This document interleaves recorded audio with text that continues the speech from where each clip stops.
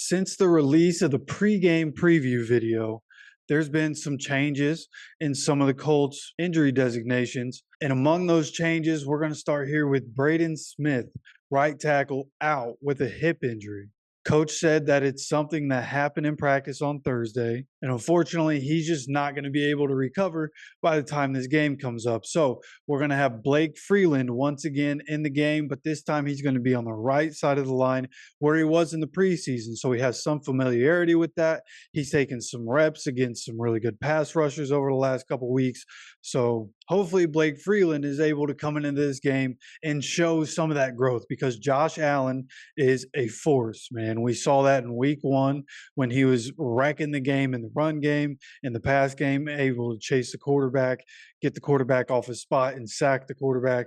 So Blake Freeland's going to have his hands full this week.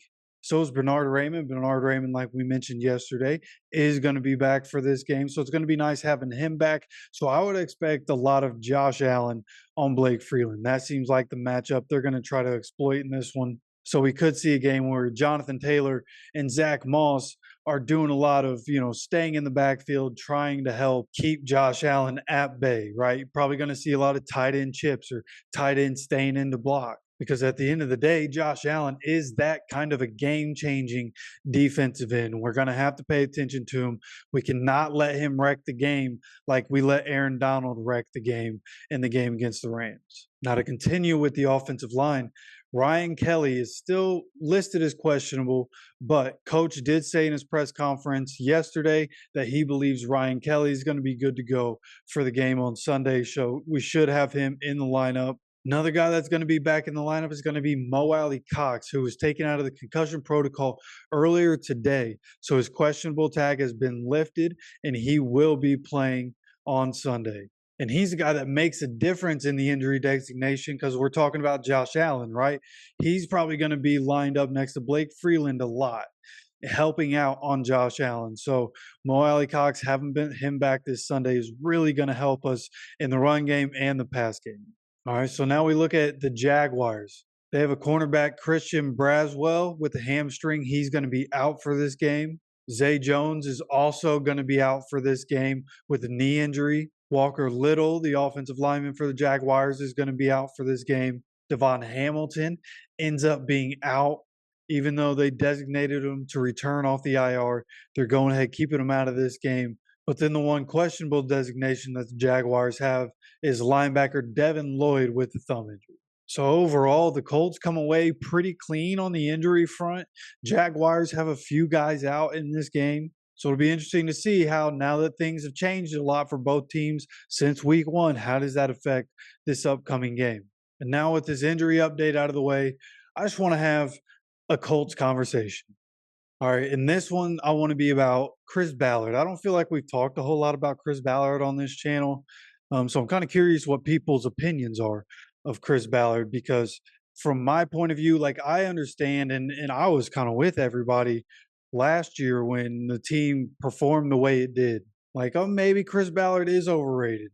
But now this season, now that there's a new coach, some new players coming in, but also a lot of the same players, the opinion that I had of Chris Ballard before 2022's debacle happened, I'm pretty much right back on board with what I was thinking before. Like, I think Chris Ballard is one of the better GMs in the league, especially when you're talking about being able to draft guys in the later rounds and them being able to be guys that can make impact plays for you in the future. Right? Think about guys like Grover Stewart, Zaire Franklin, EJ Speed, Bobby Okereke, having the cojones to draft Shaq Leonard in the 2nd round and to have Shaq Leonard be called the worst pick of the entire draft just to come out and turn into an all-pro. Having the cojones to take Quentin Nelson with the number 6 overall pick when everybody said you can't take a guard that high. And people are already talking about Big Q is going to be a guy that's definitely going to have a gold jacket one day. Looking at the track record, no GM in the NFL is perfect. That's what, when I always come back, I start thinking about the misses that Chris Ballard has. I always come back to the fact that every GM misses. You're not going to hit every draft pick, especially when you have a draft strategy that Chris Ballard generally does, right? He likes to keep his picks. He likes to trade down. But even when he trades down, like if you look at his hit rate's much higher than other GMs. And I'm not going to even lie to you. I didn't even think about having this particular conversation until right before I started recording. So I didn't do the research to see just how many misses or hits Chris Ballard has. But I have a pretty good memory. And off the top of my head, like when you start running through it, the guys that Chris Ballard picks, a lot of those guys end up being guys that have been good starters for us in the past years, right? Even under Frank Reich, you look at pretty much every year except for 2022.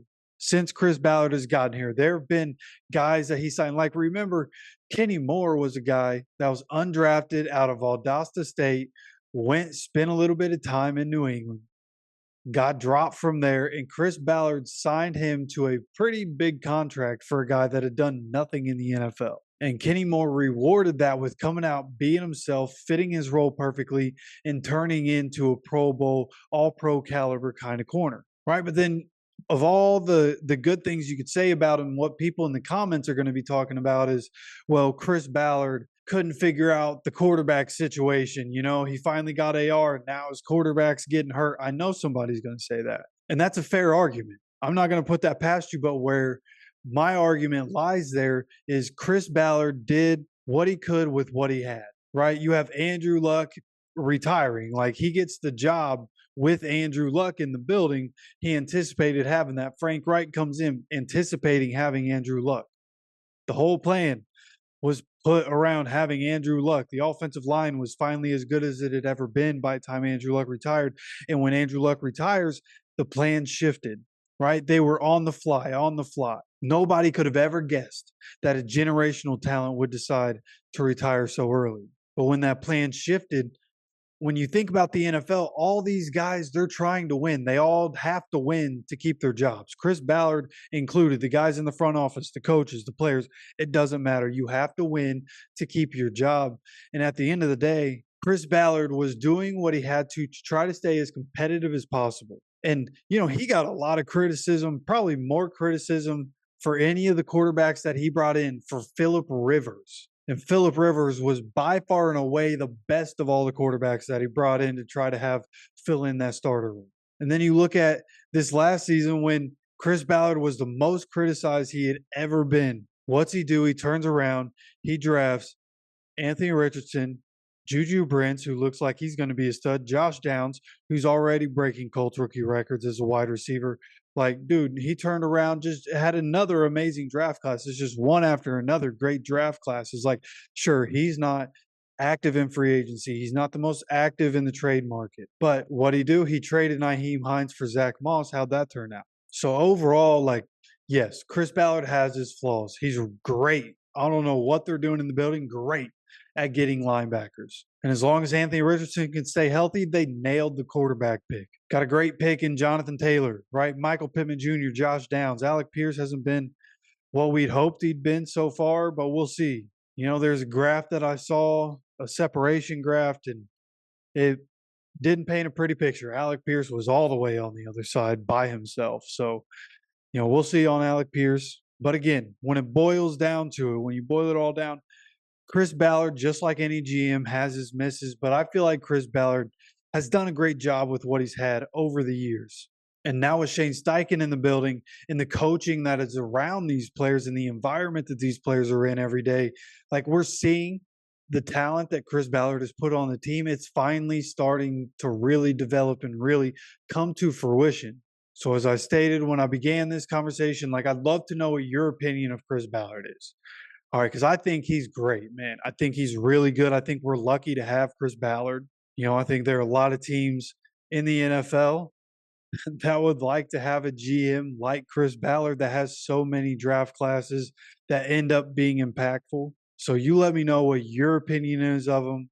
Gonna have some time tonight, so I'd love to sit here, be able to talk with you guys through the comment section. And also, don't forget to hit the like button if you're enjoying the content. And if you keep coming back for more, make sure you hit that subscribe button, man. We're almost to 1,000. I'd love to get there by the time we kick off tomorrow and go live for the game. So if this isn't your first time on this channel, Help a brother out, man. We're almost there, almost to one of the bigger milestones on YouTube, man, that first 1,000. And I appreciate everybody that's helped and supported along the way. Y'all show me a lot of love, and I try to reciprocate that as much as I possibly can. All right, so with that, that's going to wrap this video up. Hope you have a wonderful rest of the day. And as always, take care of yourself, take care of each other, and go Colts.